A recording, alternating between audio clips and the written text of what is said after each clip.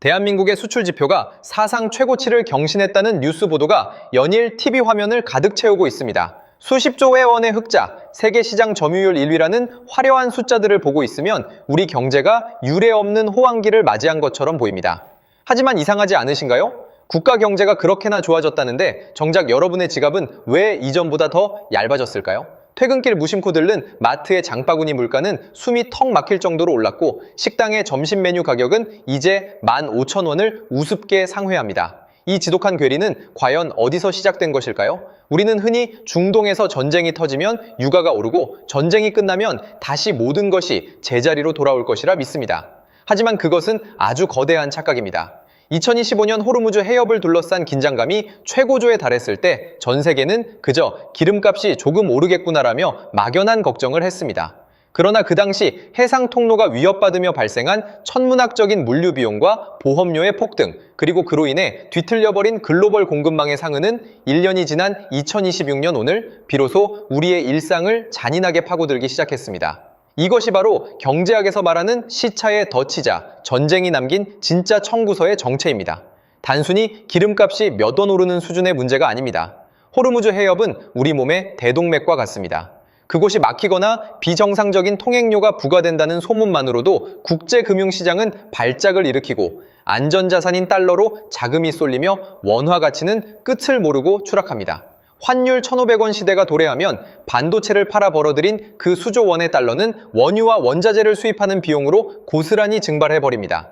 결국 기업은 돈을 벌어도 남는 게 없고 그 비용 부담은 고스란히 소비자 물가라는 이름의 칼날이 되어 우리의 목을 겨누게 되는 것이죠. 오늘 우리는 여러분이 알고 있던 경제적 상식을 근본부터 뒤흔들어 보려 합니다. 왜 수출이 잘 될수록 내수 경기는 침몰하는지, 중동의 저 멀리 떨어진 바닷길이 어떻게 여러분의 적금 통장을 갉아먹고 있는지 그 잔인한 메커니즘을 낱낱이 파헤칠 것입니다. 2026년 오늘 우리가 마주한 이 참혹한 물가 상승의 배후에는 2025년 우리가 무심코 지나쳤던 호르무즈의 불꽃이 숨어 있습니다. 지표의 화려함에 가려진 민생 경제의 붕괴, 그 보이지 않는 약탈자의 정체를 지금부터 폭로하겠습니다. 여러분의 식탁 위에 놓인 평범한 김치찌개 한 그릇이 실은 거대한 지정학적 도미노의 마지막 조각이라는 사실을 알고 계십니까? 어쩌면 우리는 지금 수출 강국이라는 화려한 성적표 뒤에 숨겨진 잔인한 진실을 외면하고 있는지도 모릅니다. 2025년 기준 대한민국 수도권에 거주하는 20대 청년들의 가처분 소득 대비 필수 생활비 비중은 이미 45%를 넘어섰습니다. 벌어서 절반을 숨만 쉬는 데 쓰고 있다는 뜻이죠. 그런데 2026년 오늘 이 수치는 더욱 가파르게 치솟아 우리를 벼랑 끝으로 몰아넣고 있습니다. 도대체 무엇이 잘못된 걸까요? 문제의 시작은 저 멀리 중동의 좁은 바닷길 호르무즈 해협에서 시작된 보이지 않는 균열이었습니다. 2025년 당시 국제 유가가 배럴당 100달러를 넘나들며 전 세계를 공포에 몰아넣었을 때 많은 전문가는 이것이 일시적인 현상일 것이라 낙관했습니다. 하지만 2025년에 그 수치들이 결국 2026년 오늘 우리가 마주하고 있는 이 참혹한 물가 폭등의 방아쇠를 당기고 말았습니다. 기름값은 단순히 주유소 계기판의 숫자만 바꾸는 것이 아닙니다. 대한민국은 원유 수입의 약 68.8%를 여전히 중동에 의존하고 있는 구조적 취약 국가입니다. 호르무즈 해협의 통행료가 논의된다는 소문 하나에 해상보험료가 300% 폭등하고 그 비용은 고스란히 컨테이너 하나하나에 물류 할증료라는 이름의 독극물로 주입되었습니다. 더 무서운 것은 이 독극물이 우리 사회의 가장 약한 고리부터 녹여버리고 있다는 점입니다. 2025년 말부터 시작된 원자재 가격의 상향 평준화는 2026년 들어 소상공인들의 폐업 대란으로 이어졌습니다. 원재료비와 전기세, 가스비가 동시에 오르는데 손님들의 지갑은 닫혀버린 이 역설적인 상황. 실제로 2025년 대비 2026년 1분기 자영업자들의 실질 영업이익은 평균 18% 감소한 것으로 나타났습니다. 지표상으로는 반도체와 자동차가 수조 원의 흑자를 기록하며 나라를 구하고 있다는데 왜 우리가 매일 걷는 골목길의 상점들은 하나둘 임대 문의 스티커를 붙이고 있는 걸까요? 이것이 바로 양극화의 덫입니다. 거대 자본과 첨단 산업은 고환율을 방패 삼아 달러 비축량을 늘리며 승전고를 울리지만 원재료를 수입해 내수시장에 공급하는 수많은 중소기업과 서민들은 고환율과 고물가라는 양날의 검에 베이고 있습니다. 2025년에 환율 1,400원 선이 2026년 오늘 1,500원을 위협하는 뉴 노멀이 되면서 우리가 해외에서 사오는 모든 에너지는 이제 사치품회의 가격표를 달게 되었습니다. 수입 물가가 오르면 국내 소비자 물가는 시차를 두고 반드시 따라오게 마련입니다. 작년에 유조선이 호르무즈에서 겪었던 그 불안감이 지금 여러분이 결제하는 배달 음식 가격에 3,000원의 추가 요금으로 환생해 돌아온 것입니다. 결국 전쟁은 총성으로만 기억되지 않습니다. 전쟁은 누군가의 통장 잔고를 합법적으로 탈취하는 가장 세련된 수단이기도 합니다. 국제법상 통과 통항권이 보장된 해협이라 할지라도 리스크라는 추상적인 단어가 시장에 개입하는 순간 법은 무력해지고 자본의 논리만이 남습니다. 2025년에 지정학적 위기가 만들어낸 그 거대한 비용의 청구서가 이제야 우리 각자의 집 우편함에 도착한 셈입니다. 우리는 지금 수출 지표라는 환각제에 취해 우리 경제의 기초, 체력이 밑바닥부터 썩어가고 있다는 경고음을 무시하고 있는 것은 아닐까요? 2026년의 이 참상은 우연이 아닙니다. 철저하게 설계된 지정학적 도미노의 결과일 뿐입니다. 그렇다면 이제 우리는 이 거대한 혼돈의 기원을 찾아 시간을 거슬러 올라가야 합니다. 도대체 언제부터 누가 어떤 목적으로 우리의 생존줄인 에너지를 이토록 위태로운 좁은 바닷길에 묶어두었을까요? 단순히 지리적인 우연일까요? 아니면 우리가 모르는 거대 자본의 정교한 설계가 있었던 걸까요? 오늘 여러분은 에너지가 단순한 상품이 아니라 전 세계를 지배하는 가장 강력한 세금이자 통제 수단이라는 진실을 마주하게 될 것입니다. 사실 우리가 누리는 현대 문명의 번영은 1945년 미 합중국과 사우디아라비아 사이의 은밀한 약속, 이른바 퀸시 협정에서 시작되었습니다. 미국은 사우디 왕가의 안보를 보장하고 사우디는 오직 달러로만 석유를 결제한다는 이 결탁은 페트로달러라는 무소불위의 시스템을 탄생시켰죠. 이때부터 석유는 단순히 태우는 연료가 아니라 달러의 가치를 지탱하는 담보물이 되었습니다. 그리고 그 석유가 흐르는 핵심 통로인 호르무즈, 해협은 자연스럽게 세계 경제의 맥박을 조절하는 밸브가 된 것입니다. 거대 자본은 이 밸브를 언제든 조이고 풀 수 있는 권력을 주게 되었고 전 세계는 그들이 설계한 에너지 의존증이라는 마약에 중독되어 갔습니다. 많은 사람이 2025년 호르무즈 해협에서 발생한 긴장을 우발적인 충돌로 기억합니다. 하지만 지정학적 통찰로 들여다본 그 사건은 사실 노후화된 페트로달러 시스템을 대체할 새로운 경제 질서를 구축하기 위한 스트레스 테스트에 가까웠습니다. 낡은 질서가 무너질 때 가장 큰 이익을 보는 자들은 누구일까요? 바로 변동성을 먹고 자라는 글로벌 금융자본입니다. 전쟁의 공포가 확산될 때 국제유가는 실물 공급과 상관없이 파생상품 시장의 투기 세력에 의해 천정부지로 솟구칩니다. 해상 운임이 오르고 보험료가 폭등할 때 그 프리미엄은 결국 골드만삭스나 JP모건 같은 거대 투자은행의 금고로 흘러들어갑니다. 우리는 기름값이 올라서 힘들다고 비명을 지르지만 그 비명은 누군가에게는 감미로운 수익의 선율이 되는 셈입니다. 이제 우리가 가져야 할 지적 해방감은 바로 이것입니다. 물가는 시장의 수급에 의해 결정된다는 교과서적인 믿음을 과감히 깨부수는 것이죠. 2026년 우리가 겪는 고물가는 자연스러운 경제 현상이 아니라 에너지 통로를 장악한 자들이 부과하는 일종의 지정학적 통행료입니다. 그들은 호르무즈 해협이라는 물리적 장소뿐만 아니라 그곳을 통과하는 모든 가치에 자신들의 지분을 설정해 두었습니다. 2025년의 그 위태로운 긴장감은 결국 2026년 오늘날 전 세계적인 인플레이션을 정당화하는 완벽한 알리바이가 되었습니다. 기업들은 원가 상승을 핑계로 가격을 올리고 각국 중앙은행은 물가를 잡겠다며 금리를 올려 서민들의 자산을 흡수합니다. 결국 우리는 거대 자본이 쳐놓은 촘촘한 그물망 안에서 허우적거리고 있는지도 모릅니다. 에너지를 자급하지 못하는 국가, 특히 대한민국처럼 중동 의존도가 절대적인 나라는 이 설계도 안에서 가장 취약한 희생양으로 설정되어 있습니다. 하지만 이 메커니즘을 이해하는 순간 우리는 막연한 공포에서 벗어날 수 있습니다. 지금의 위기는 우리가 무능해서가 아니라 세계 경제라는 거대한 판이 재편되는 과정에서 발생하는 필연적인 마찰열이기 때문입니다. 호르무즈의 불꽃은 단순히 석유를 태우는 것이 아니라 낡은 경제 상식을 태우고 우리에게 새로운 생존 전략을 요구하고 있습니다. 우리가 믿어왔던 자유무역과 안전한 공급망이라는 환상은 2025년을 기점으로 완전히 파괴되었습니다. 2026년에 우리는 이제 각자 도생의 시대를 넘어 보이지 않는 자본의 설계도를 읽어내는 해안을 가져야 합니다. 단순히 유가 뉴스에 일희일비할 것이 아니라 그 뉴스 이면에 숨겨진 자본의 흐름과 힘의 이동을 포착해야 합니다. 그것이야말로 이 잔인한 경제 전쟁터에서 우리의 자산을 지키고 흔들리지 않는 삶의 기준을 세우는 유일한 길입니다.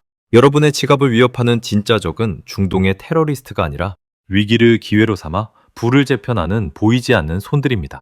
이제 시야를 조금 더 넓혀 세계 경제의 거대한 바둑판을 들여다볼까요? 우리가 호르무즈 해협의 파도에 집중하고 있을 때 저 멀리 월스트리트와 워싱턴에서는 이미 대한민국 경제를 뒤바뀐 운명을 결정짓는 정교한 도미노 게임이 시작되고 있었습니다. 중동의 긴장은 단순히 기름값의 문제가 아니라 전 세계 자본의 흐름을 송두리째 바꾸는 거대한 중력의 이동을 의미합니다. 가장 먼저 쓰러진 도미노는 역시 달러의 패권이었습니다. 2025년 지정학적 위기가 고조될 때마다 전 세계 투자자들은 약속이라도 한 듯 안전자산인 달러로 숨어들었습니다. 이 과정에서 2025년 미 연준이 물가를 잡기 위해 유지했던 고금리 기조와 그로 인해 발생한 한미 금리 격차 2.0%포인트라는 이 수치가 결국 2026년 오늘 우리가 보는 이 참상을 만들었습니다. 돈은 더 높은 이자와 더 안전한 환경을 찾아 떠나기 마련이죠.